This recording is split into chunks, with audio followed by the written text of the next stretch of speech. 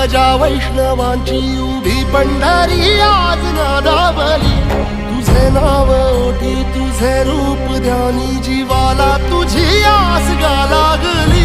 जरी बाप साऱ्या जगाचा परी तू आम्हाले कराची विठू माऊली.